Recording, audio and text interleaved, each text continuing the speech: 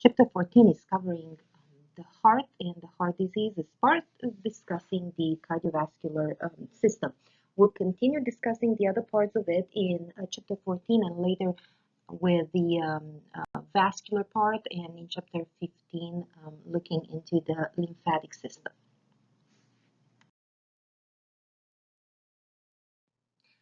This is the overview of our current lecture. We will cover the heart structure, discussing the layers, the division, and the blood supply, along with the functions of the heart, including the cardiac cycle, the conduction system, how we define the cardiac output, how the cardiac output is controlled, and what are the heart sounds.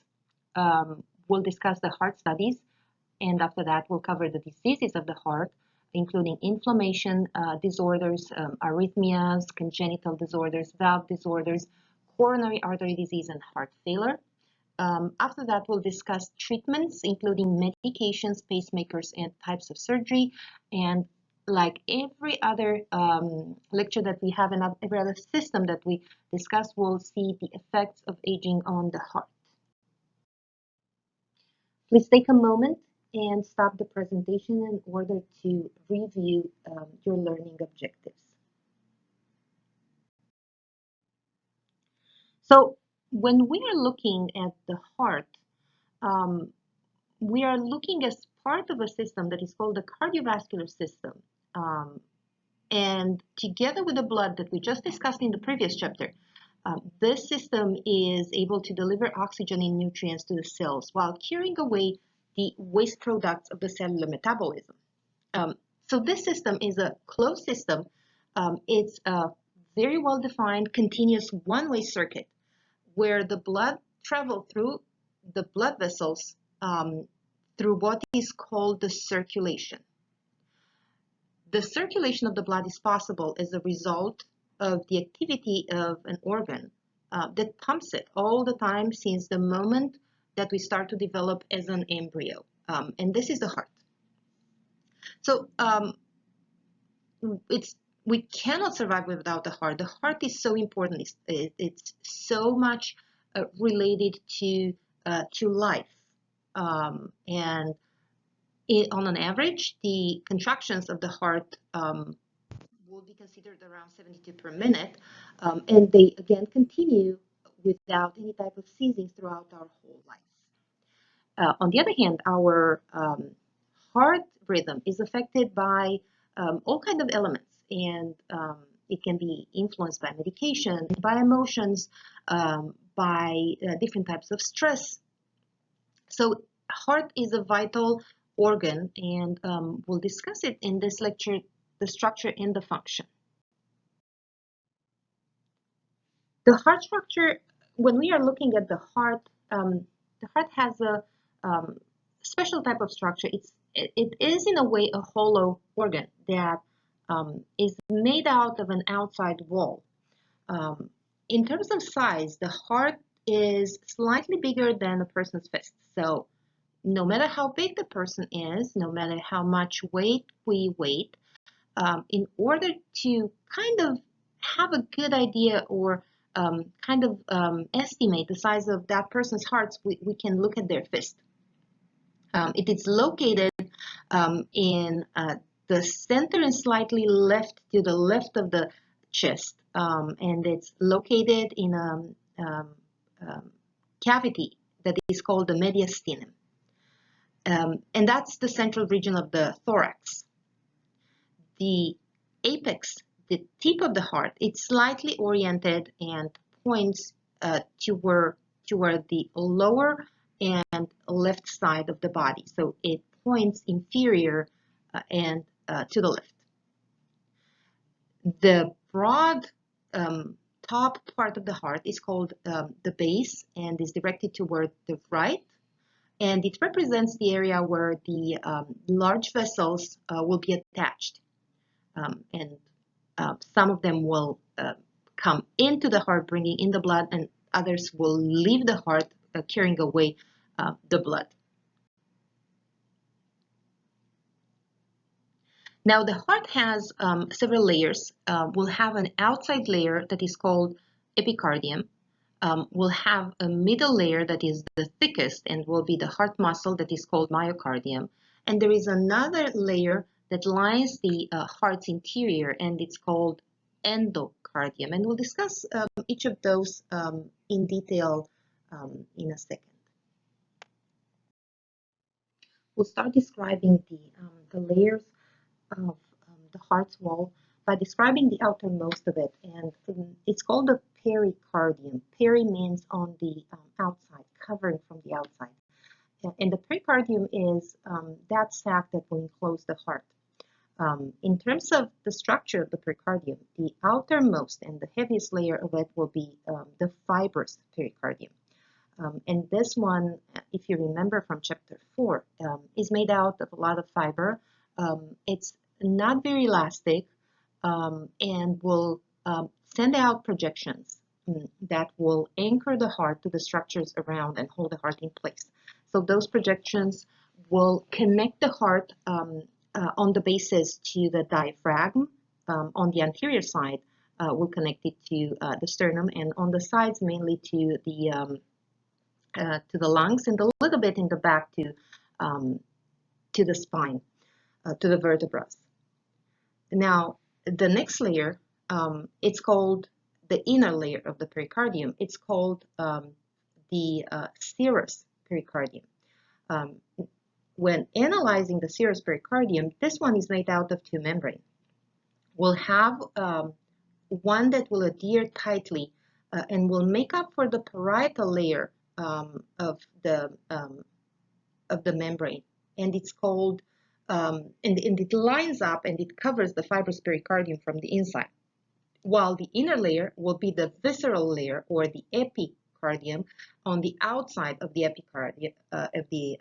cardium, and it covers the next layer that is called the myocardium. In between the fibrous pericardium, the parietal layer of the serous membrane, and the epicardium, the visceral layer of the membrane, will have a thin film of fluid that will always be present over there. And the main function of this fluid, and if you remember the serous membrane, the main function of them was to secrete this type of fluid that will prevent and reduce friction, especially in those organs that are moving constantly, have a high activity that involves movement. So normally those two layers, visceral and parietal layers, are very close together. In some cases, fluid may accumulate in between them in what is called the pericardial cavity. That's how this tiny space in between them is called. And then a compromised function of the heart can happen. Now remember that you will see that in our next chapters when we will cover other organs, you will see that the same types of two layers that we describe now for the heart, there is a common denominator amongst all those membranes that are covering internal organs. You will see that it's a similar way, a similar type of coverage for the lungs and for the abdominal organs. For the lungs, where is the pleura, and for the abdominal organs, it's the peritoneum. And you will see that both of them will have those membranes being made up of two layers, the outer one being called parietal, or parietal means relating to the wall of the structure that covers that organ, and the visceral one being the one that adheres tight to and it's attached to the organ itself. The myocardium is the main tissue, is the main functional tissue that is present in the heart structure. It's also the most developed layer of the heart that when we examine it, it's easily visible with the naked eye. So if you remember from discussing muscle types of tissue, the cardiac muscle has this way of looking, having a lightly striated type of structure. It has this alternation of actin and myosin filaments, just like we see in the skeletal muscle. However, the cardiac muscle cell, if you remember, it's a one cell, not very long, not as long as the skeletal muscle, and has a single nucleus instead of multiple nuclei like in the skeletal muscle. In addition to that, another difference between those two tissues is the fact that the cardiac muscle is involuntary. It doesn't have any type of conscious thought type of control like the skeletal muscle will have. Now we have some specialized partitions that we can see them connecting cardiac muscle cells, and those are called, and you can see them in the picture in this slide, and those structures are called intercalated discs. They are plasma membranes of adjacent cells, cells that are coming in touch with each other, that are very tightly joined in those areas. And they do have this kind of structures in order to allow the electric impulse to travel extremely fast between all adjacent cells. And as a result of that, the contraction of the muscle should be as quick as possible. Also, another interesting feature of the heart muscle is that the muscles tissue can have this kind of branching out type of fibers. And the branch fibers will be interwoven, so the stimulation will cause a contraction. The stimulation that causes a contraction in one fiber will be very quick transmitted to the rest of the cardiac muscle cells to coordinate the pumping movements. We'll look now in terms of the macroscopic structure of the heart at the divisions of the heart.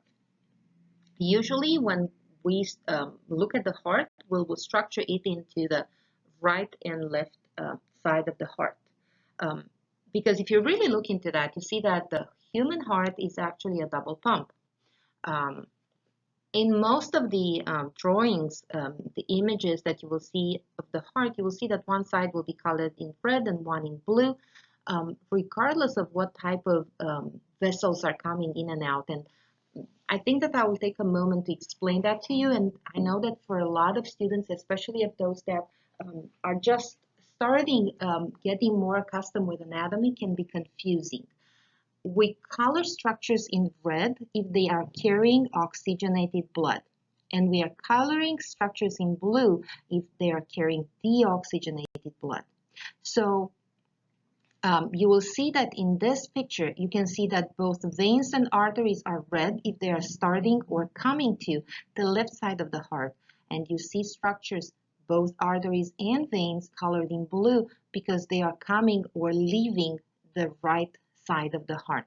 So in order to put this to make it very clear, the fact that a vein is colored in blue is not because it's a vein. It's because it carries deoxygenated blood. So blue is always for deoxygenated blood, regardless of the type of the blood vessel that carries it.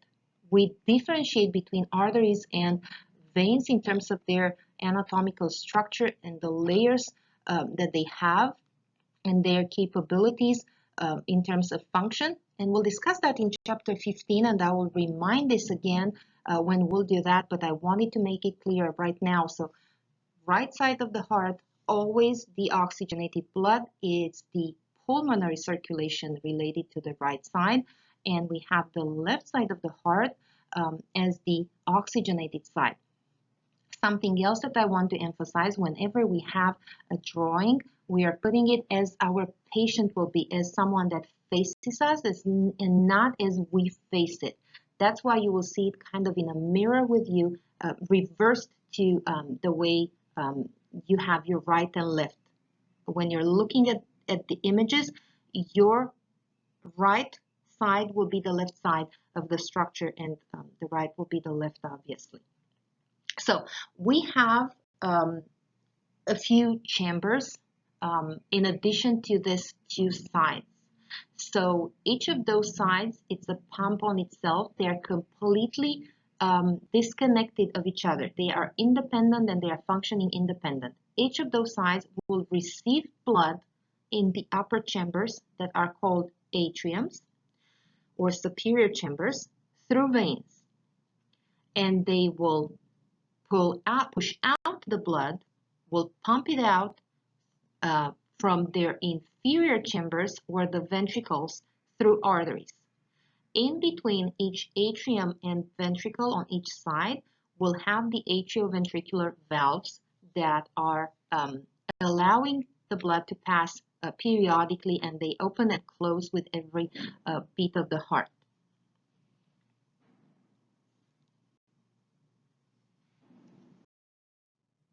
We'll describe now each of those structures. So we are going back on the let's look on the right side, and we'll start with the right side, upper region. We'll move into the lower region, and after that we'll move to the left side. So when we are looking at the right side, the upper chamber is called the right atrium. You can see it even in the drawing. It's a thin-walled chamber, and will receive the blood that comes from the body tissues. It's very low in oxygen. It's carried by the veins that are bringing them back to the heart. The lower part of the body will be drained, the blood will be brought back by the inferior vena cava, and you can see it in the drawing. Please take a moment and identify the structures that I'm talking about. And the upper part of the body comes, the blood drained with the unoxygenated blood will come from through the superior vena cava.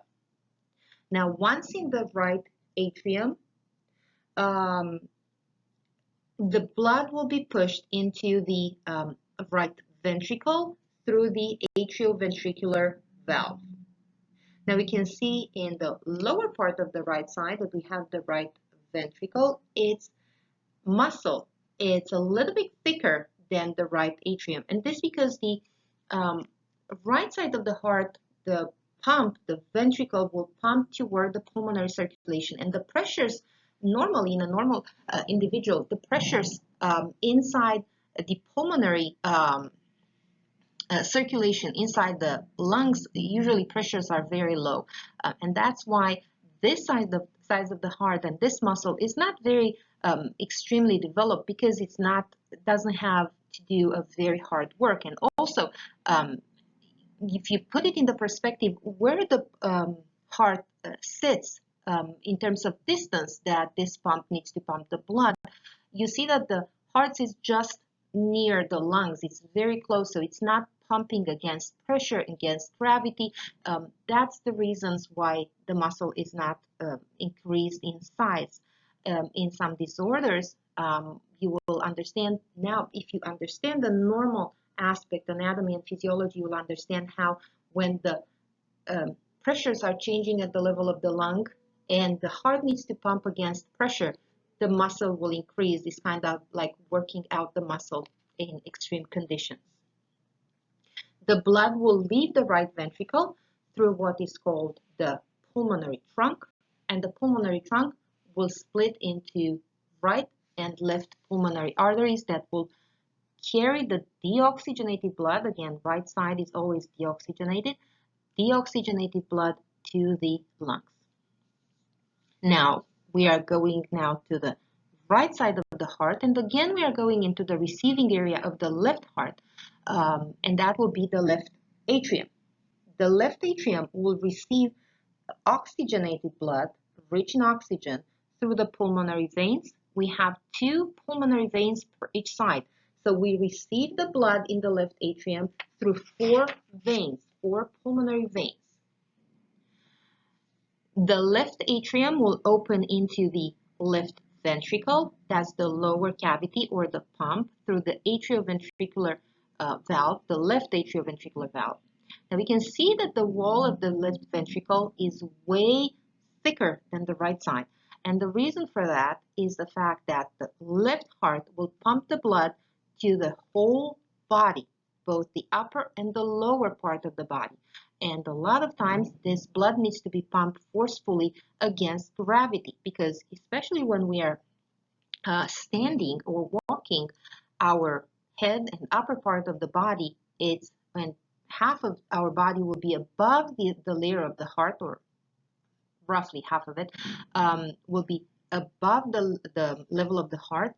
So the heart will need to pump stronger on the left side to counteract the effects of gravity and also the effects of resistance that in the periphery of the body, in the muscles and in other tissues is increased as opposed to the very low pressure that we have in the lung tissue. The blood that is oxygenated will leave the heart through the aorta, which is the main artery of our body, and will branch out, providing vascular supply to the rest of the structures of the body. One structure that I didn't describe yet is what is called the septum, that will completely separate, and it's supposed to be intact in a healthy individual, having no communication, no holes. The interatrial for the upper chambers and interventricular septum.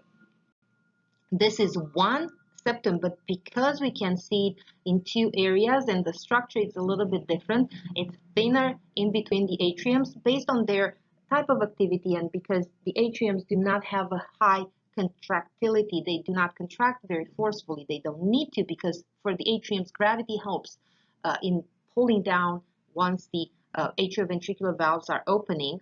It's a physic mechanism, so they don't need to contract very hard.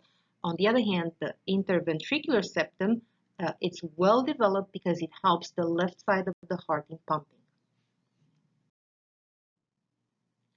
You heard me talking about those valves. In order for this type of system that deals with fluids to make sure that stays as a unidirectional type of communication system, we need to have valves that will prevent what is called the reflux, will prevent the spillage back of the blood once was eliminated from one cavity into the other, or from one cavity into a certain a part of the circulatory system in one of the arteries. We have 4 valves, and they are, again, one-way valves in a healthy individual. We have the atrioventricular valves. They are situated between the atriums and the ventricles. They are semilunar valves, and this is because each flap of those valves will resemble a half moon. The right atrial ventricular valve, it's also called the tricuspid, because it has 3 cusps or flaps, while the left atrioventricular valve, it's a bicuspid, has only 2, and you can see it in the right lower image, while the left one is called the bicuspid or the mitral valve. And it's called mitral because the mitre, or the pointed hat, was a 2-sided hat worn back in the day by bishops. It has, on the left side, because of the pressures and because of the function of that area, the cusps will be a little bit more heavier than the right side. And on both sides, those cusps will close when the ventricle starts to contract. And by closing them, they prevent the blood from refluxing, returning to the left respective right atrium, and will ensure that all the quantity of the blood that is in the cavity will be expelled in the aorta for the left side and in the pulmonary trunk for the right side. Now, those valves are attached by some fibrous tendons, kind of threads that are called papillary muscles, and they are rising from the walls of the ventricles. And the main function of these threads, the muscle itself is called papillary muscle, while the ending that is thin and literally looking like a thread is called the chordae tendineae. The main function is to stabilize the valve flaps and not allowing them to be pushed inside the atrium when the ventricle is contracting. It's kind of limiting the ability of the valves to move up and down. They just can close up to a point and not flip upper in the upper cavities. We have 2 more valves that will close the main arteries that are leaving the heart will have on the right side the pulmonary valve, also a semilunar valve, and will separate the right ventricle from the pulmonary trunk.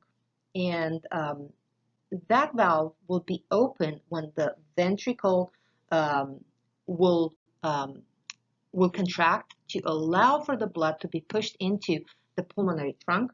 And once the ventricle relaxes, the pressures will lower and the valve will close. In a similar way will work the aortic valve, also a semilunar valve that will be located in between the left ventricle and the entrance in the aorta. Again, when the pressure increases in the left ventricle, the valve will open and blood will be expelled in the aorta. When the ventricle relaxes, the valve will close back and will prevent the backflow of the blood from the aorta inside the ventricle. Now, if we are looking at the way that the blood circulates, if you want to make a mental picture of it, you need to imagine kind of an 8, like the number 8, will go for oxygenation, will be returned to the heart, will go to the lungs for the oxygenation, will from the right side, will come back to the left side, will leave the left side, go to the body, and will return back to the right side for oxygenation again.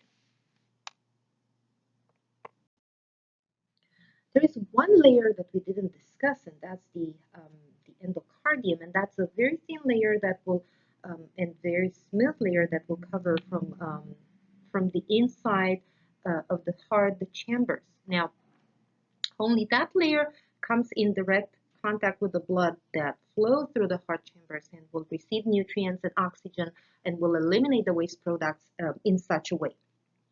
Now, because of that, the myocardium is not exposed to that. The pericardium is not exposed to that. So those two structures will need to have their own blood vessels to provide them with the nutrients and the oxygen and to be a vessel for the waste products to be removed.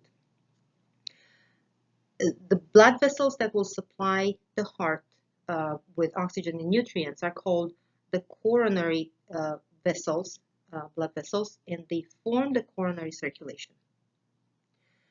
The main arteries that supply blood to the heart are the right and left coronary arteries, and they are called coronary. Corona means a crown, and they are called coronary because they embrace, encircle the heart like a crown. They are, in fact, the first branch starting out of the aorta, and they're actually the only branch of what is called the ascending, raising up part of the aorta. They will branch out to all the regions of the heart, and because the way that they are situated, they receive blood inside them only when the ventricle will relax. And you can see in your top picture how the valves, while opening during the ventricle contraction, will obstruct the blood flow to the coronary arteries.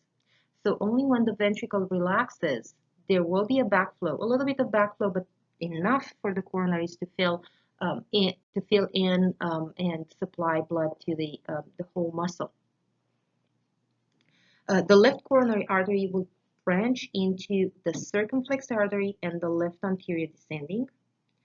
The right coronary artery will branch into posterior descending artery, and those arteries will branch out into capillaries that will drain into the coronary sinus as veins that will open into the inferior vena cava.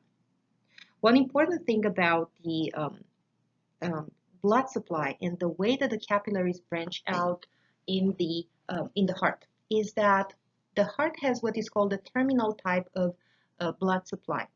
There are no anastomosis, and anastomosis means a combination of blood branching out and communication of capillaries and arterioles coming from different sources. That means that the right coronary artery and the left coronary artery, they do not communicate through any of those branches.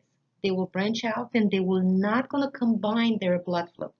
In other words, if one of those branches will become obstructed, there is no alternative source to supply blood to that region. Question number 1. Which structural characteristic promotes rapid transfer of electrical signals between cardiac muscle cells? And the options are the striated nature of the cells, branching of the cells, the abundance of mitochondria, or D, intercalated discs between the cells. The structural characteristic that promotes a rapid transfer of electrical signals between the cardiac muscle cells is the intercalated discs between those cells.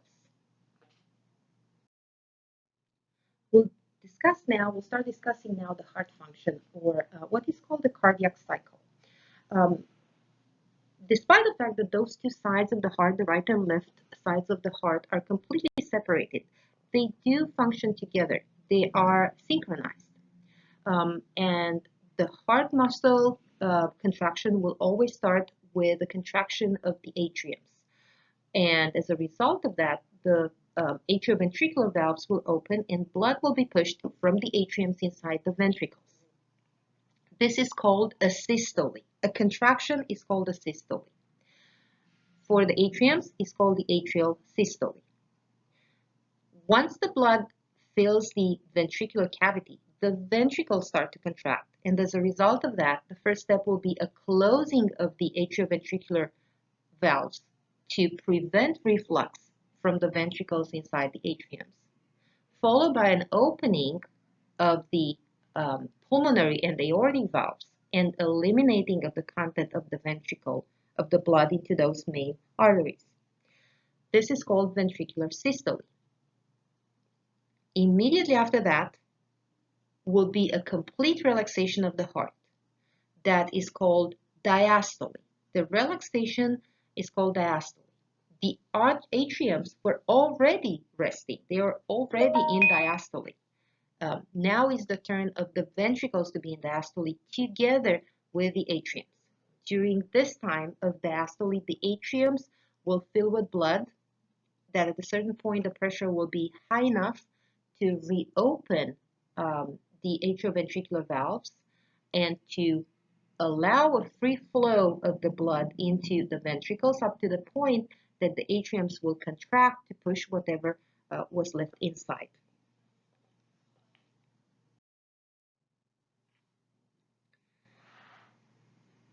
The heart has similar properties in its behavior of contracting, similar to other muscles. And the contraction is stimulated through a wave of electric energy that is passed through the cells of the myocardium.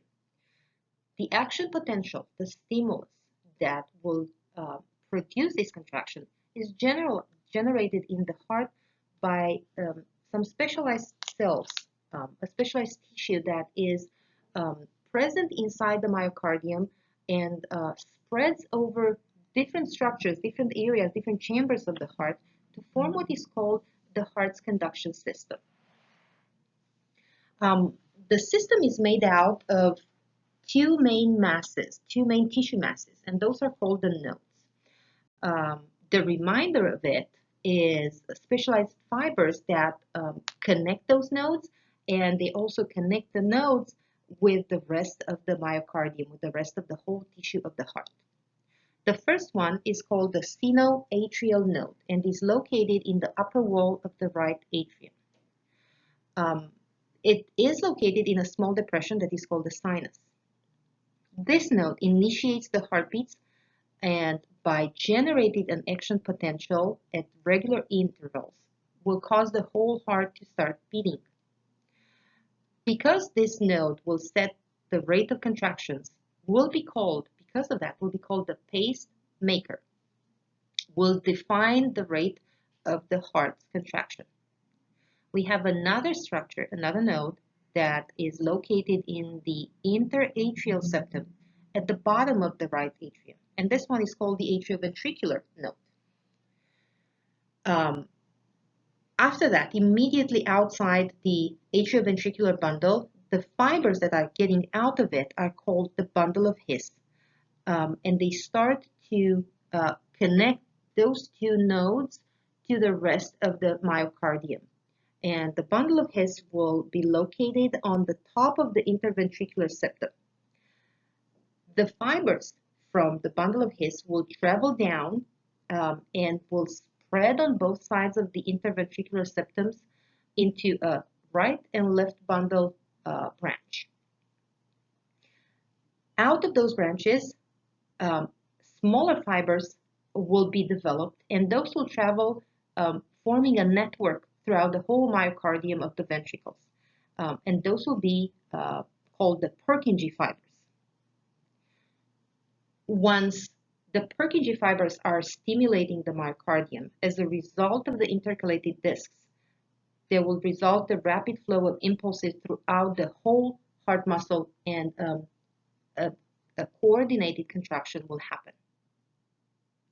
So there are a few elements that are essential in order for the impulse to travel through the heart. And those will be the fact that the sinoatrial node will need to generate the electric impulse to begin the heartbeat.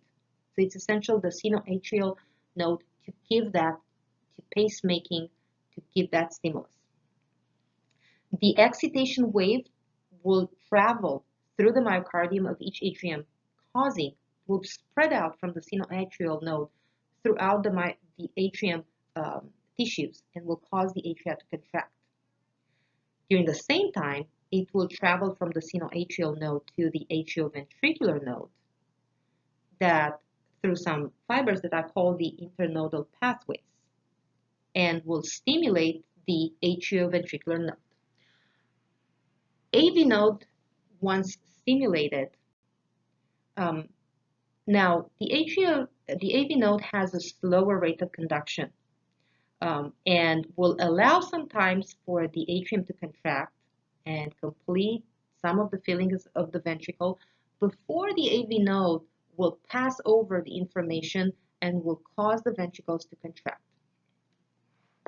Once the AV node is stimulated and it's releasing its impulse, that will travel rapidly through the AV bundle, through the bundle of His, the right and left branches, and through the Purkinje fibers to stimulate the whole myocardium. A normal heart rhythm that originates at the level of the sinoatrial node will be called a sinus rhythm.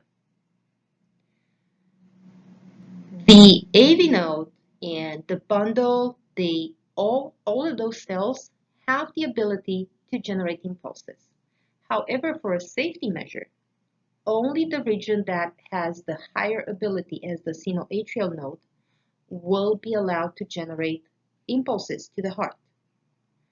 Only in the situation that the sinoatrial node is sick, is not able to perform, or is malfunctioning, the atrioventricular node will be the second higher entity to decide the rhythm. Once the AV node is also incapacitated, the bundle of His will provide the impulses. However, the lower we go on this ladder, the slower the rhythm the heart will be, because they will become slower and slower in terms of their ability to respond to impulses.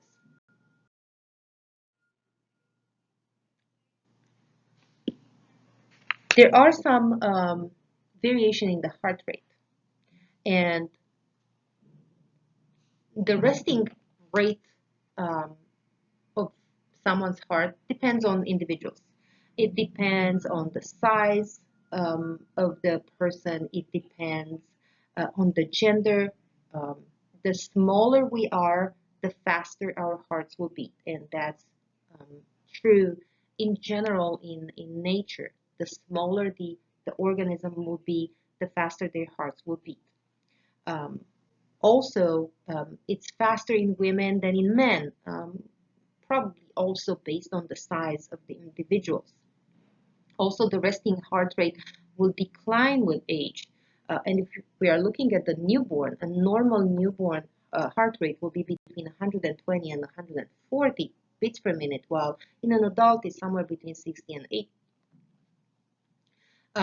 The heart will also respond to different needs or demands that the body may have. Let's say by doing regular exercise, the heart will become stronger and will be able to eject more blood with each beat. So depending on the stage of activity, and activity can be any type of stress, and infection will increase the metabolic rate needs. So it will increase the stress for the heart. We define different variation of the heart rate. We define as bradycardia a slow rhythm that is less than 60 beats per minute. We define as tachycardia any rhythm that is over 100 beats per minute. Now, there is a normal bradycardia that happens especially during rest or sleep. However, the rate should not drop under 50. That can become dangerous because it will not be able to support enough blood pressure necessary for the normal brain function. In tachycardia, that can be also normal in some situation as stress or exercise or excess of caffeine, sometimes medication or illegal drugs may produce the same phenomenon. Other variation of the heart rate will be what is called the sinus arrhythmia. This is a regular variation of the heart rate that can be caused by the changes in the rate and depth of breathing. So when we are measuring the pulse of a patient and we are asking them to breathe either deeper and slower or faster and more shallow, we'll see how the sinus rhythm will change, will vary based on that. And this is a very normal phenomenon, and it's due to changes in the pressure inside the thoracic cavity that will influence the activity of the heart. We also have another type of variation that is called the premature ventricular contraction, or premature or ventricular extrasystole, which is a ventricular contraction that will be initiated outside the sinoatrial node. Not only that is outside the sinoatrial node, but it's very lower on the ladder of command, will be at the level of the Purkinje fibers. And because of that, will be kind of an out of the order contraction and will be felt by the individual as palpitation or like a skipped beat. Those type of contractions can be initiated, maintained, or produced by caffeine, nicotine, and sometimes by spices or stress.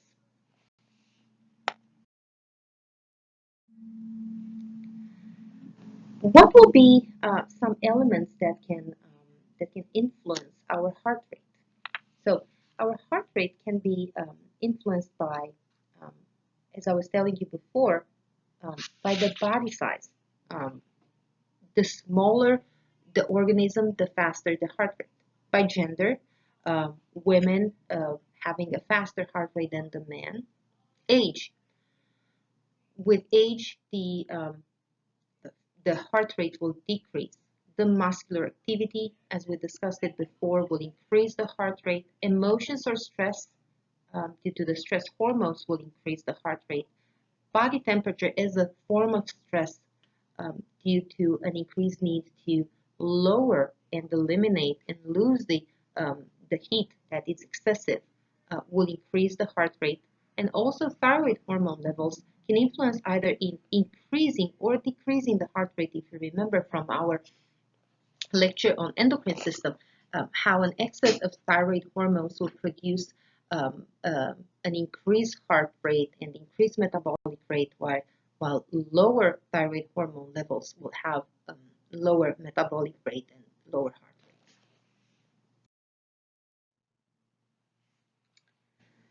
rate. The element of the cardiac output that we need to discuss now, we'll need to define some other elements before that. So there is a concept that is called a mass balance. And this concept will explain that um, the amount of a certain material existent in a system will be dependent on two elements, the input and output. And if you understand this concept of mass balance, a lot of the physiological elements and concepts that we'll discuss now will be very easy to understand. Now, our organism, especially for an adult one, um, will store certain pools of some substances that are essential in order to be able to have what is called a matching input and output. Whenever we have a lower input, we can take from the storage to make it where we need to be. Whenever we have a higher input and the output is not keeping up with that, we can store them. So again, we can balance. Now, when we apply that for the cardiac output, we need to understand also the unique property of the heart that can adjust the activity of the ventricles, the output, to their input. And that means that the ventricular blood volume at the end of the systole, at the end of the contraction, will stay constant. So this property can be reflected by changes in the intensity of the contraction. In other words, when I have a ventricle that is filled with a lot of blood and the walls are very, very stretched, the contraction will be strong because we need to push out more volume. On the other hand, if I have less blood that enters the heart, the contraction will be less forceful, depending on the volume again. Now, if I say that, you understand that the moment that there is a lot of blood or more blood enters the heart, the muscle will contract with a greater strength. And that will be kind of a training of the muscle heart. And the muscle heart will increase in size, will hypertrophy as a result of pushing against high pressures or high volumes. The volume of blood that the ventricles will pump out in a minute will be called the cardiac output, and is the result of the stroke volume. And the stroke volume is that volume of blood that will be ejected with each contraction, with each systole of the heart. And the stroke volume will be multiplied to have the cardiac output needs to be multiplied by the heart rate, how many times per minute the heart will perform that activity. So roughly, if we need to make a calculation, if we have a heart rate of 75 beats per minute with a stroke volume of 70 milliliters per beat, that will result that an average cardiac output of 5 liters per minute. Remember the amount of blood that we have from our previous lecture, chapter 13? It's about 5 liters, right? So that means that in this situation, the heart will pump the equivalent in 1 minute, the equivalent of the total blood volume each minute. Now, the cardiac reserve, it's an element that is essential for an organ like heart that needs to contract for our whole life. And the heart has great reserves of strength, and that's what we call the cardiac reserve. And it's a measure of how many times more than resting output the heart can produce when needed. So in a mild exercise, the cardiac output might double. Whenever we increase the exercise, it might double again. So in other words, as an adaptation to the function, our heart has a cardiac reserve of 4 to 5 times the resting output in order to be able to match the demands. Now, don't think that anyone can do that. That usually happens in trained athletes. Someone like me that doesn't really exercise a lot will not going to have the same capacity.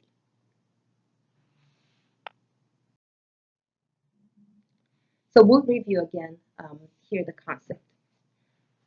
So the concept of mass balance says that the um, input will match the output. We can say just the opposite if we are referring to the heart. Um, and this property of mass balance will prevent the pooling of blood in the heart chambers. So whatever input, whatever volume we'll get inside the ventricle will be eliminated, will be transferred into the big vessels with each contraction. Whenever I have an increased input, I have more volume than usually sent inside the ventricles. The ventricular wall will perceive that, will stretch. It's flexible, it's elastic.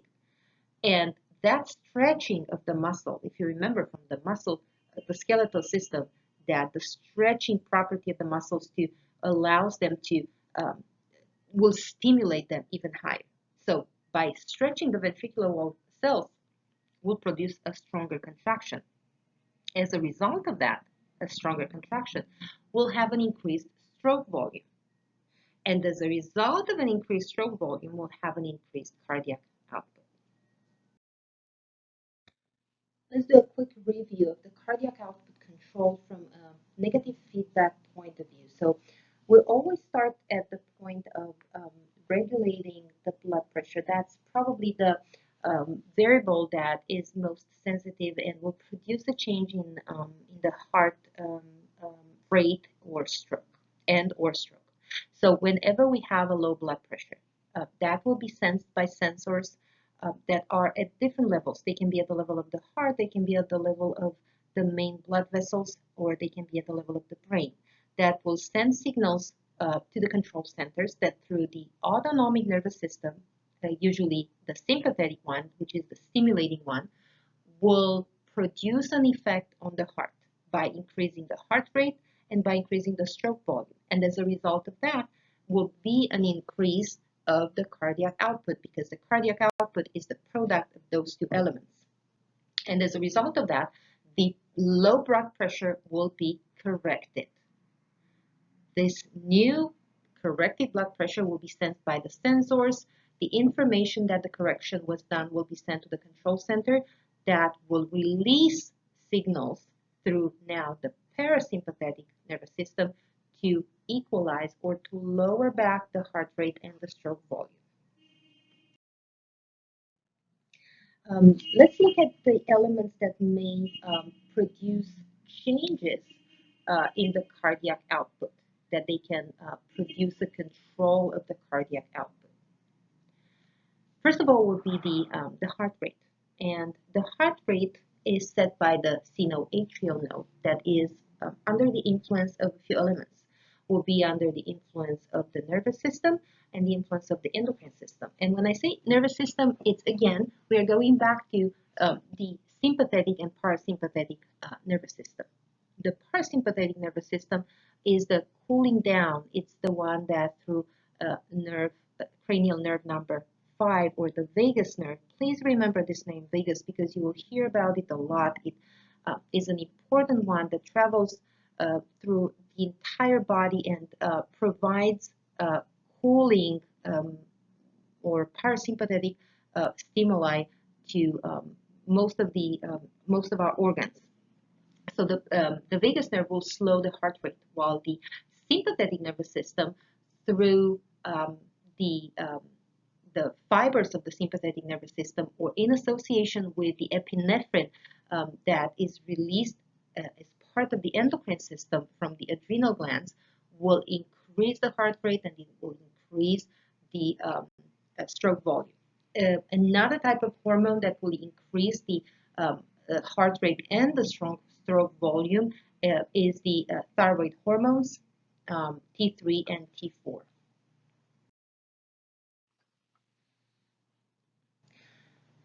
The heart sounds. I will start by saying that if you click on the link on top of it, you will be able to watch and hear some sounds, both normal and abnormal, to have an idea of what I will be talking about. So we have the Normal heart sound is usually described as what is called the lub dub, with the first sound, or S1, being the lub, a little bit longer and a low pitch sound. And this is a sound that occurs at the beginning of the ventricular systole, and it's caused by a combination of two things. That is um, usually the main contraction will close the start of the contraction of the ventricles will close the AV valves, the atrioventricular valves.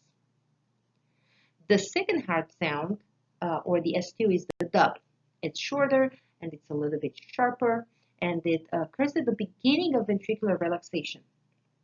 And it's caused by the sudden closure of the semilunar valves that will close under the pressure of the blood, a little bit refluxing, coming back, flowing back in the big arteries. We define any type of abnormal sound as a murmur. And a murmur is caused by anything that disrupts a smooth flow of a linear type of flow of blood through the heart. Let's say a valve fails to close tightly, and by doing that, there is a leak of blood back, then you will hear this kind of murmur. Another type of murmur will show up when a structure is narrowed or is stenotic. As a result of that, there will be a struggle of the fluid to go through that structure.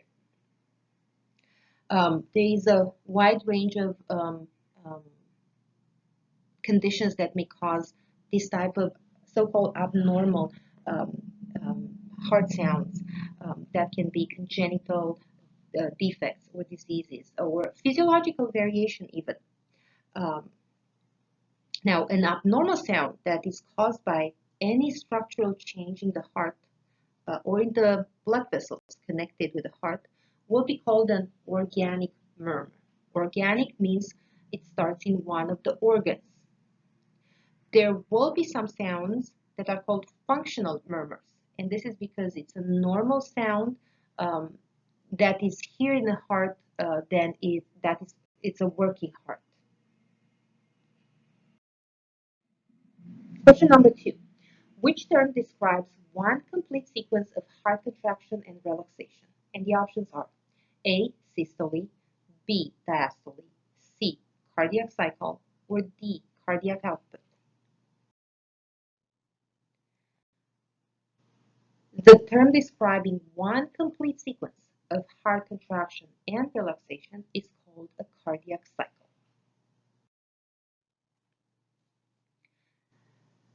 We need a way to be able to examine and study the heart. And it's a wide range of options when we are looking at the heart and how we can study it. We can listen to the heart sounds using something that is called a stethoscope. This type of instrument, it's transferring the sounds of the heart and amplifies them, and they are transferred to our ears, so we are able to identify the normal sounds or the murmurs, abnormal sounds. Another type of study that we can use to examine the heart and see if the heart is performing correctly or not is to do an electrocardiography, or an EKG, or that's the German way of spelling, or the ECG. This type of study will study the electric activity of the heart, the way that the muscle of the heart depolarize and repolarize itself with every contraction. It's done by placing on the patient's body in certain areas the electrodes that will register the activity of the heart. And as a result of analyzing this graph, this strip, we can identify certain injuries as, let's say, myocardial infarction or a hypertrophy of the ventricles. When we are looking at the strip, and we'll analyze one in a second, I will describe all those elements because we have them named. Different waves will have different they will be named by certain letters. We can perform a catheterization, we can perform an echocardiography, and I will discuss each of those in a second. So let's look at the electrocardiography. You can see that it's a sequence of waves with the first one, this kind of looks like a tiny hill. It's called the P wave and corresponds with the depolarization of the atriums. And you can see how that is just the electrical activity. If you look under it where it says atria systole, you see that the systole starts at the end of the depolarization wave. So the response, the actual systole, contraction of the atria, starts at the end of the depolarization. Again, the ECG is giving me the electric activity, not the physical activity of the heart, the electric one. So the systole will be that straight segment that we see on the strip. The QRS complex will correspond to the depolarization of the ventricle along with the systole, the beginning of the systole of the ventricle. Now look down where it says ventricles and you see where the purple color starts is pretty much the peak of the R wave. So the systole starts with the peak of the depolarizing wave and will continue up to somewhere in the middle of the wave T. The wave T represents the repolarizing, the electric repolarizing wave for the ventricles. So the diastole, the relaxation of the ventricle starts somewhere in the middle of the wave T and will continue until the next peak of the wave R. So you see that the systole of the atriums, if you look into the economy of a systole and diastole of a cycle, you see that the depolarizing cycle, it's a little bit different than the actual contraction cycle. And for each part of the heart, for the atriums and the ventricles, the systole and the diastole, it's a little bit different. However, the atrium systole is way shorter than the ventricular systole, and the diastole for the atriums is longer than the ventricle diastole. When we look at just the complete diastole, you see that they overlap at a certain point. They overlap from the mid-wave T to pretty much the end of the wave P. That's a full diastole of the heart. That segment will represent that. Whenever the heart starts to contract faster, we have the same cardiac cycle. However, the systole will not going to change in length. The systole of the ventricles will always be the same length. For a faster beat, what changes in terms of times, of measurements of times, duration, will be the diastole. The relaxation of the ventricle will be shorter and shorter along with the heart contracting faster and faster, increasing the heart rate.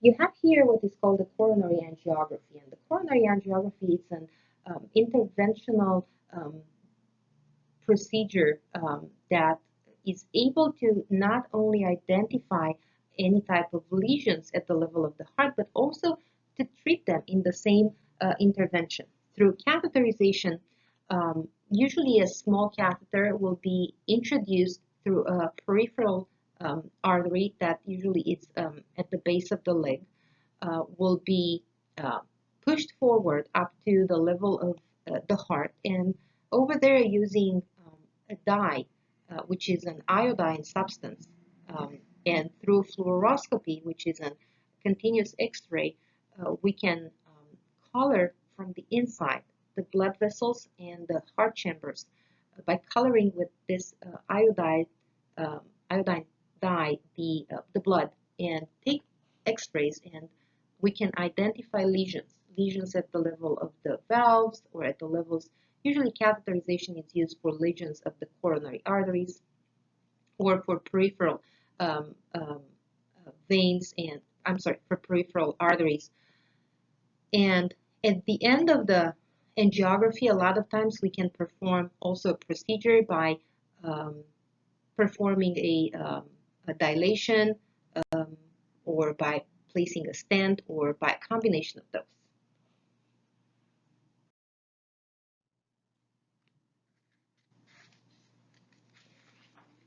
We'll discuss now the heart conditions, and we'll classify them as inflammatory heart conditions, conditions that affect the heart rhythm, and conditions that may affect that have a valve that is diseased.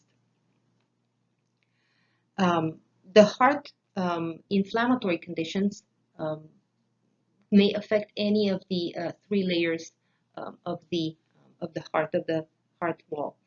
We have the endocarditis, which is the inflammation of the heart's lining, the inner layer of the heart. May involve the lining of the chambers, but usually is reserved to the lining to the myocardium that covers just the valves. Myocarditis is an inflammation of the heart muscles. In some severe cases, the heart muscle can become damaged and may undergo necrosis and malfunction because it's the main functional layer for the heart. And we have pericarditis, that is the inflammation of serous or fibrous membranes surrounding the heart. The cause for those conditions are infections that can be bacterial, viral, or fungal with a fungus, or they can be autoimmune conditions. They can be also caused by toxins, radiations, or electric shocks. The treatment of those conditions obviously will address the cause of the disease. If it's an infectious agent, it will be antibiotics or antiviral therapy. We can use anti-inflammatories as corticosteroids to reduce the inflammations. And in some severe conditions, the medication will not going to be the conservative treatment, or the medication will not going to be enough, and the patient will require some type of surgery. Abnormalities of the heart rhythm, any type of dysfunction of the heart's conducting system will result in an abnormal heartbeat, or in medical terminology, an abnormal heartbeat is called an arrhythmia, or also called dysrhythmia. Those can be extremely rapid but coordinated. They can be extremely rapid and not coordinated. That can be an episode of rapid and wild contractions that may or may not be of the atriums, that may or may not be followed by contractions of the ventricles. So all those rapid conditions usually must be corrected with what is called the defibrillator, especially if they are diagnosed early. We can also try to use medication, both in treating those conditions to convert them back to what is called a conversion back to a sinus rhythm, or to maintain a sinus rhythm that was achieved in a patient that had an abnormal or a dysrhythmia or an arrhythmia before. And that's what it's called when we just discussed the increased heart rhythms. Whenever there is a reduced heart rhythm, that will be called the heart block, and usually is an improper transmission or a sickness, an illness of the coordinated centers of the pacemakers in the conduction system. Depending on how serious the condition is and how low the heart rate may reach the low levels, the treatments will depend on that.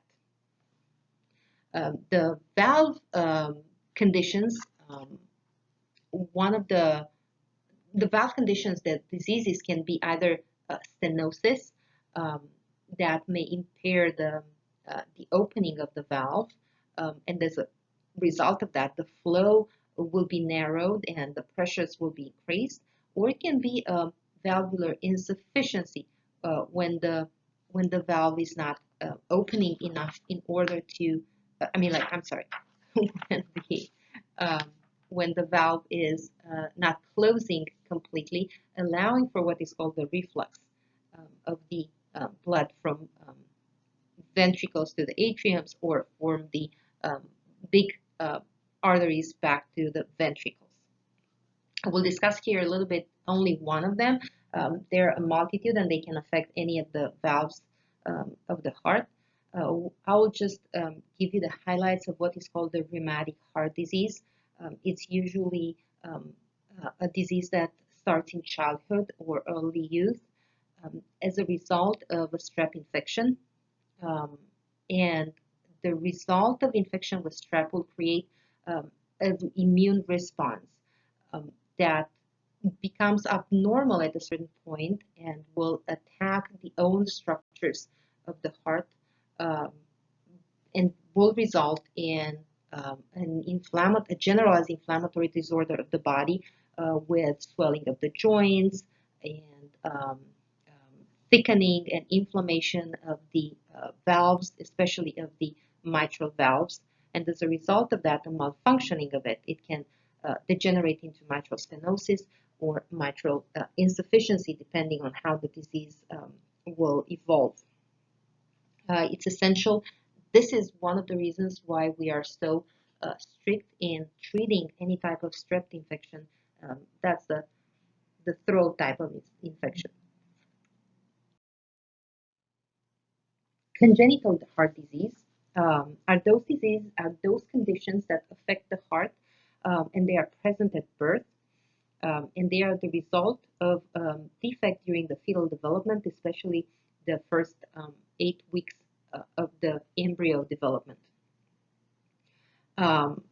We have two types of congenital heart disease: those that will cause the patient to be blue. They are called cyanotic conditions, and those that are non-cyanotic conditions, that there is a heart condition, there is a heart defect, however the patient is not blue, is not cyanotic. And the cyanosis is the result of a mixing between the oxygenated and deoxygenated blood. The acyanotic conditions, and I'll start to describe them right now, are the atrial septal defects. Is a continuous communication. That communication exists in the fetal development, in the fetal stage. It is supposed to close. It's a shunt that is supposed to close immediately after birth, or just a few hours or days before birth. When it stays open, will produce a communication between the two upper chambers, between the atriums, allowing the blood from the right side of the heart to be mixed with blood from the left side. The left side has a higher pressure, so it will push the oxygenated blood inside the deoxygenated blood. A second type will be the ventricular septal defect. That's a communication that can be as small as a pinhole or as big as a hole. The whole septum is underdeveloped, and this will be a communication between the two ventricles, with the left ventricle having higher pressure in it, and as a result of that, the oxygenated blood will flow into the right ventricle. In both of those cases, when you have an atrial or ventricular defect, the right side of the heart that has lower pressure normally will have increased pressure because of overflow from the left side. And as a result of that, repercussions will be felt at the level of the lungs. And on a long term, there will be a malfunctioning of the right side pump. And the next type of congenital defect is what is called the patent ductus arteriosus, which is a communication between the pulmonary artery and the aorta that is present, again, as a normal shunt in the fetal development that it's supposed to close before birth. If not closed, blood from the aorta that has higher pressure will be pushed into the pulmonary artery, and as a result of that, increased pressures into the lungs on a long term will form.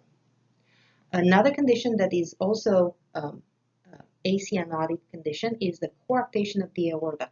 when there is a stenosis or a narrowing of the aorta downstream after the main artery of the body left the heart.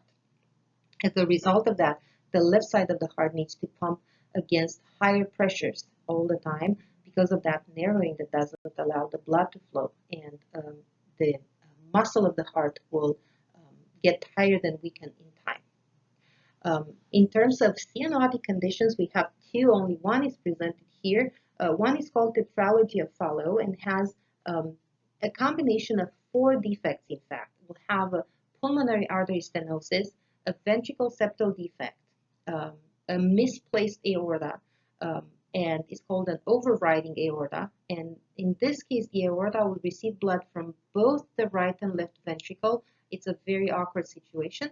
And as a result of all those elements, we'll have a right ventricle hypertrophy because it will increase in size. The ventricle will increase in size because of the overwork. The second cyanotic condition, which is most of the time fatal, is called the transposition of the great vessels. And instead of the main artery for the body, which is the aorta, to start in the left ventricle and the pulmonary artery to start into the right ventricle, they just are exchanged against each other. Usually those cases, if there are full transposition of great vessels, are incompatible with life because the body will not going to be able to oxygenate the blood. And as a result of that, they are fatal immediately after birth. However, if they are combined with other congenital heart disease, other communications between those chambers can be temporarily compatible with life and allow for later some type of surgery.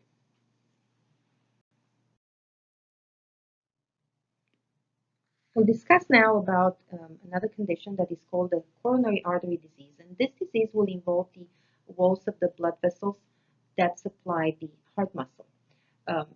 Coronary artery disease is not encountered solely in the coronary arteries. When it happens throughout the whole arteries in our body. It's a degenerative process that starts pretty early in our life, and studies show that in our late 20s, beginning of our 30s, in those that are prone to develop atherosclerosis, the condition will start to appear throughout our blood vessels, especially the arteries. The lumen, or the inside, the space inside the vessel, will be gradually narrowed, as you can see in the picture. And this will be as a result of progressive deposits of fatty material in a form of what is called the plaque. And as a result of that, the plaque will thicken and will harden the vessels, and the vessels will lose their elasticity and their ability to change the diameter in order to adapt to different situations. Whenever the narrowing is extreme and there is not a lot of space that allows the blood to flow and supply oxygen and nutrients to the tissue, the phenomenon that happens is called ischemia. And as a result of that, the tissues beyond that point may go through necrosis and die. As a result of coronary artery disease, we may have a condition that is called angina pectoris. Whenever there is a moderate ischemia, there is a moderate improper delivery of oxygen to several regions of the heart, the patient may feel periodically from time to time feeling of becoming suffocated or feeling like they're about to die. In addition to that, they may have chest pain that may be felt in the region of the heart, or it can radiate in the left arm, in the shoulder, in the neck, in the jaw. Sometimes and especially for women, that's an interesting thing. The angina usually may be different, and they may not have the chest pain. However, they may complain about jaw, neck, or upper back, or epigastric pain sometimes. And that's important to know because a lot of times the patients may confuse epigastric pain with an upset stomach or an ulcer instead of recognizing it as a sign of heart disease. The extreme ischemia with a complete obliteration and complete obstruction by a thrombus, by a blood clot of a coronary artery is called a myocardial infarction. And as a result of that, this condition can be life-threatening. Depending on the size of the artery that is blocked and the amount of uh, heart tissue that is now not provided with oxygen. The symptoms of an MI are severe. They have a very abrupt onset. They may be related to some extreme effort or some stress. Um, the patients may complain of shortness of breath and sweating, nausea, vomiting, and definitely chest pain. In terms of diagnosis, um, we'll do that by performing an ECG and by doing lab tests. We can look for some enzymes that are released from the muscles that are injured, and they will accumulate in the blood. And those enzymes are creatine kinase and troponin. Treatment of the myocardial infarction definitely depends on the location of damage and the extent. In extreme cases and severe cases of massive myocardial infarction, the cardiopulmonary resuscitation is um, necessary with or without defibrillation, and a lot of times the patients will be hospitalized in an ICU unit, may be ventilated, intubated, and ventilated for some times. In in terms of defibrillation, we can use the external defibrillator, and in some cases for other conditions, they have what is called an internal defibrillator. We can use thrombolytic drugs, thromboclot-lytic um, um, kind of dissolving. Um, so thrombolytic drugs will be those medications that we can give in order to dissolve the blood clot that are blocking the coronary arteries. It's essential to administer, obviously, you can understand that it's essential to administer this drug as soon as possible in the development of a situation like that. We can perform surgery for those type of patients. We can do full open chest surgery to perform what is called a coronary artery bypass. We are bringing another blood vessel from a different part of the body, and we are connecting over and under the obstruction, the blood vessels, to supply blood to the area of the heart under the blood clot. We can provide pacemakers that will create an automatic impulse instead of the sinoatrial pacemaker if this will be injured. In all those cases, the patients will need supportive care. Um, Heart pain, chest pain, it's a very intense type of pain. And the patients will need morphine in order to lower the stress and lower the stress hormone that can increase the level of the damage at the level of the heart because of an increased metabolic need at the level of it. In addition to that, oxygen is needed to provide for the lack of support from the heart. What will be some risk factors that are associated with coronary artery disease? And obviously, the risk for coronary heart disease increases with age. I was just telling you that most studies show that even in our early 30s, we may start developing coronary atherosclerosis lesions. Gender. Until middle age, men have a greater risk than women. However, women after menopause um, will have an equal risk with men. The estrogens and progesterone confer a certain protection against coronary disease. Heredity. Those are, and what I'm naming you now, those are the factors that we cannot modify. We cannot modify who we are, and we'll describe after that those factors that we can work on them, or we can educate the patients on them, and they can be changed so they make a lifestyle change to improve um, their um, their heart condition. So heredity, um, whenever there is a first degree family member that had heart disease or myocardial infarction, the risk is higher. and the body type that relates actually back to heredity will show that those individuals that have a tendency to deposit fat in the abdomen, like central deposit of fat or on the chest, have an increased risk as opposed to those that have thicker extremities.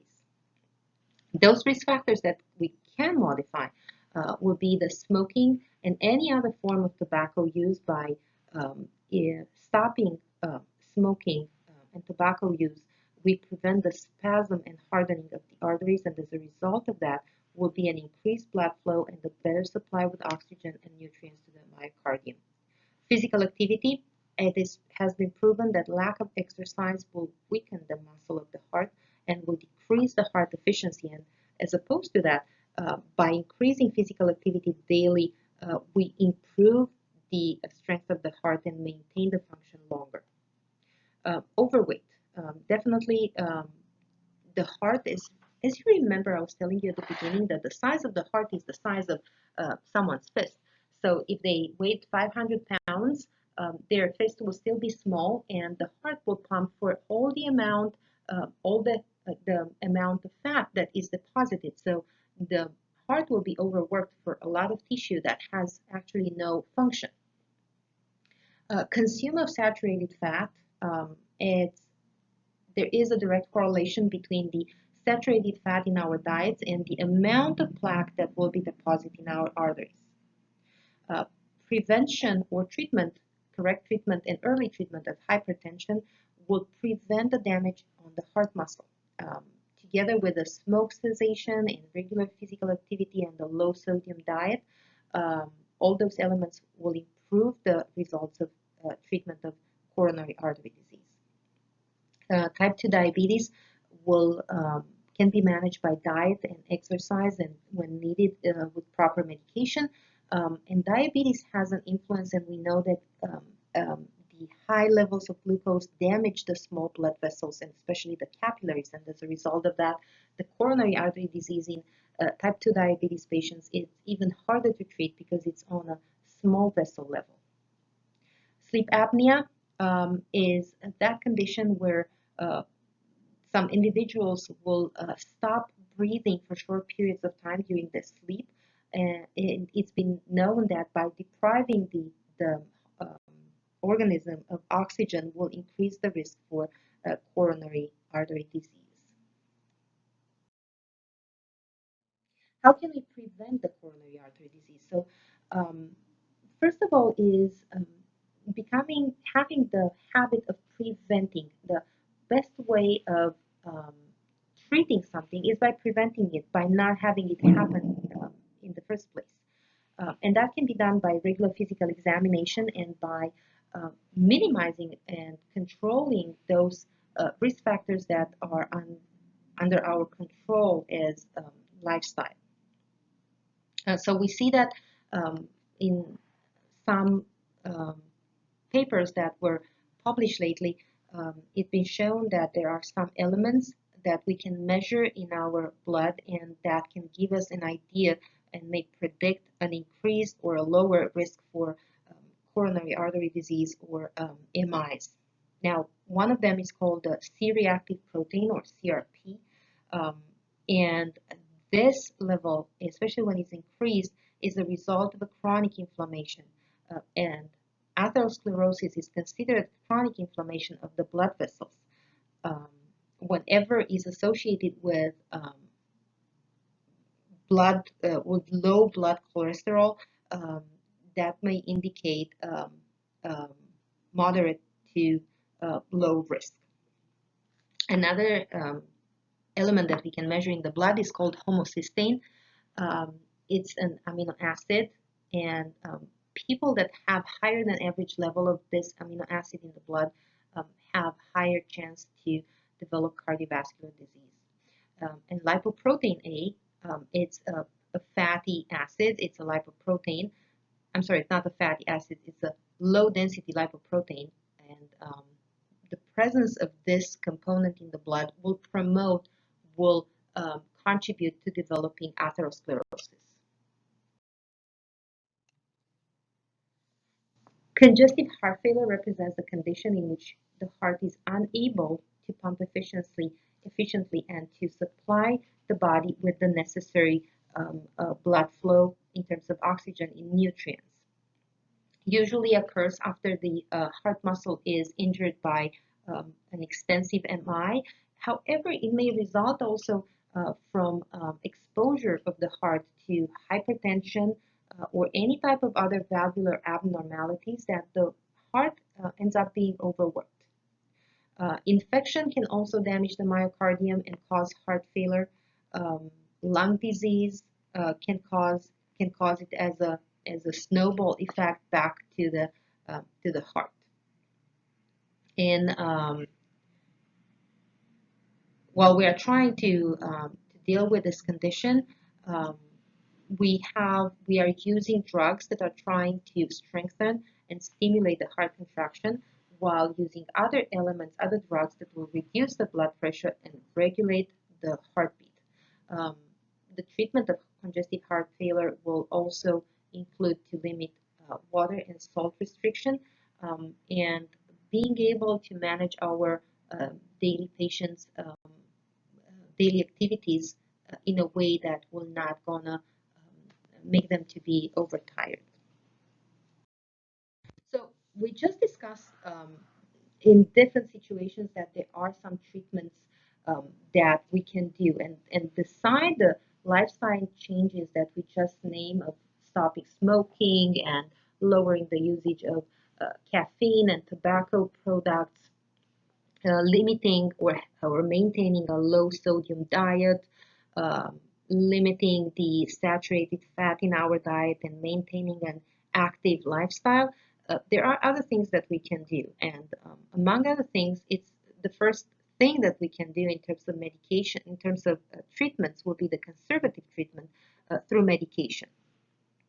And the medication will address any of those elements that are contributing to increase the risk for heart disease. For patients that have high blood cholesterol, and we know that that's associated with high rate of atherosclerosis, we can use a drug that is called a statin. And the statin is a drug that lowers the blood cholesterol by inhibiting an enzyme in the liver that is required for manufacturing cholesterol. We can use anticoagulants, and those will prevent the clotting formation in the blood vessels, especially in those patients that have damaged heart valves or those that they already had a myocardial infarction in the past. We have one category will be the aspirin family that is chemically called acetyl salicylic acid. It's a drug that usually, and back in the day, was used for pain and as an anti-inflammatory. In addition to that, what the aspirin is doing is interfering with the platelet activity, is inhibiting their ability to stick together and create a blood clot. We have newer antiplatelet, so it's called an antiplatelet medication. Now we have newer treatments that have less side effects than aspirin had because aspirin was involved in creating and complicating gastric ulcers. The newer platelet medication is called Plavix. Warfarin is another type of anticoagulant that its mechanism of action is by incapacitating the vitamin K activity, and as a result of that will prevent thrombosis and the clot formation. The most common name warfarin worldwide is known as Coumadin and is used extensively for treatment of atrial fibrillation for people that have artificial valves after heart surgery and in those that have thrombosis of the deep veins. The problem with warfarin is that it's very difficult to manage because it will interact with many other medications, will interact with many foods and vitamins, and the levels of warfarin need to be carefully monitored in the blood because may predispose the patients to bleeding, sometimes at the brain level or inside other organs. Another type of medication, and that's one of the oldest drugs that we have for treatment of the heart, is digitalis. And digitalis is an agent that will slow and strengthen the heart muscle contractions. Um, it's a natural drug. It's made out of a plant that is called the foxglove. So the digitalis will slow the heart and will make the contractions harder. So it's called what is, so the name for this type of medication is inotropic, will create stronger contractions. Another type of drugs that we are using of agent is called the beta blockers, and this reduces the action of the sympathetic nervous system on the heart by blocking the receptors for epinephrine. And as a result of that, they reduce the rate and the strength of the heart conduction, because the heart now is only under the parasympathetic control. And the typical example for that would be propranolol. We have antiarrhythmic drugs as quinidine that will regulate the rate and the rhythm. And we have another class of medication that are called slow calcium channel blockers. And if you remember when we discussed muscles and the mechanism of muscle contraction, you saw that the calcium is essential for the muscle contraction.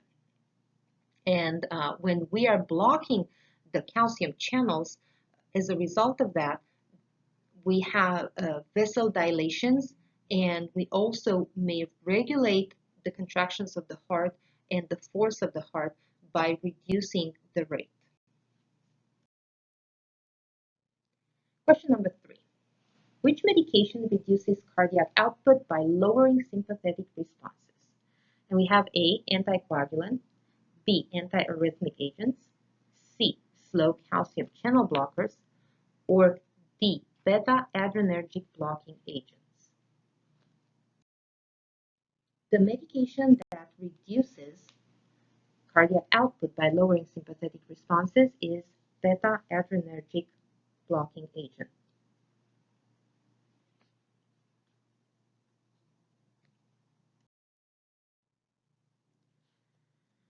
We'll discuss now a few words about the surgical treatment of heart disease. And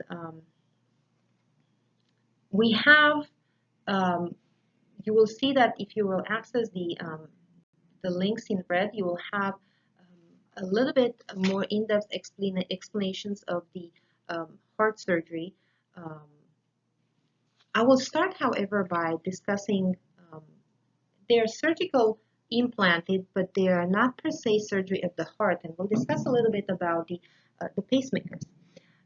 Whenever the sinoatrial node is malfunctioning, there is a need for some other way to control the heart rate. And that's when a battery-operated artificial pacemaker will be implanted. So those devices usually will be placed under the skin and will have the pacing wires or the leads placed passed through the thoracic wall into the heart and will lodge into the heart. Now the leads may be either in the atrium or in the ventricle, usually on the right side. Sometimes a dual chamber pacemaker may coordinate the beats between the atrium and ventricles. We have different types of pacemakers, and some will operate as a set rate, and others can be set to stimulate the beat only when the heart will fail to do so on its own. So we have those that will pacemake the patient all the time and will provide an impulse all the time, and we have those that are kind of on playing the waiting game, waiting for the patient not to respond correctly. The heart will drop under a certain level, and then they start to pace the patient. In addition to that, we have another type of device that is able to provide an electric shock and to provide a cardioversion whenever the patient has a rapid abnormal rhythm or any type of rhythm that needs a shock. The cardioversion can be done with therapy, with medication also, But in those patients that have repeated situations when their hearts are malfunctioning and they need cardioversion, a pacemaker defibrillator can be implanted. Now, talking about heart surgery, we have a wide range of procedures that we can perform, from the full open chest heart surgery that is called coronary artery bypass grafting or CABG, when the obstructed area that is ischemic will be provided with oxygen and nutrients through an additional vein. Most of the time, excuse me, we are using the saphenous vein for the procedure. We can perform minimal invasive procedures that are called angioplasty, when a balloon will be introduced to the area of the blockage, will be inflated to crush the blockage and open the vein, and the circulation will be reestablished. The effects of the angioplasty can be reinforced by placing a stent that will keep that area open the entire time. And not that much for the coronary area, for the coronaries, but mainly for the other areas of our body. Sometimes can be tried even in coronaries, but it's more efficient when we are performing the atherectomy, or the removal of the plaque in big arteries, usually periphery arteries. In other conditions, especially those that have arrhythmias, we can use what is called a cardiac ablation, that through a laser beam or the radio waves or microwaves or cryotherapy, we can ablate, and ablation means destroying heart tissue that is generating abnormal signals. That can happen for those arrhythmias that have ectopic meaning out of place, additional firing places instead of the sinoatrial one. We have probably the last on the list will be the surgical transplant of human heart that is done for many years and with great rates of success. However, it needs to be matched between the donor and the receiver, and the patient that is receiving the heart will need to be on immunotherapy to lower their immune response their whole life. For those patients that are not a good candidate for transplant, or those waiting for a transplant and that their heart is very badly damaged, we can have what is called a ventricular assist device that will be a machine placed outside the body of the patient that will draw the blood from the ventricle and pump it back in the aorta in a mechanical way, kind of having a mechanical heart in the meantime. This is an example of a pacemaker, and you can see where it is placed. Usually they're visible and easy. It's easy to know that a patient has a pacemaker, can be felt under the skin.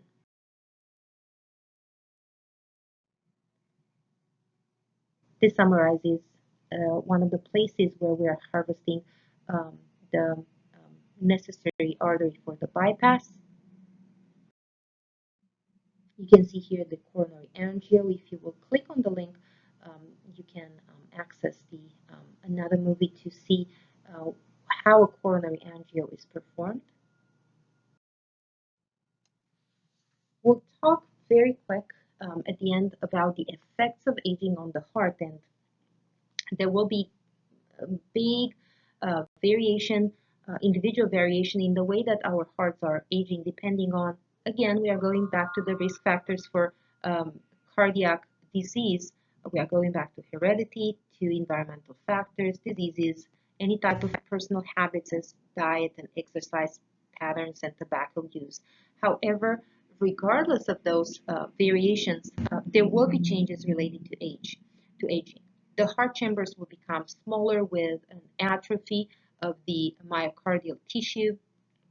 And once the myocardial tissue is becoming atrophic, what is replacing it is connective tissue. And connective tissue, if you remember, it's kind of tough and not really flexible. So it will impair the function of the heart. In addition to that, the valves will become less flexible, may start to develop incomplete closure, and as a result of that, we'll hear all kind of murmurs. And in most of us, by age 70, we'll have a decreased cardiac output to as much as 35%. In addition to that, depending on the risk factors, the damage can be observed at the level of the conduction system. And as a result of that, some patients may develop abnormal rhythms as extra beats or rapid atrial beats, or a slowing of the contractions on the other end of the spectrum.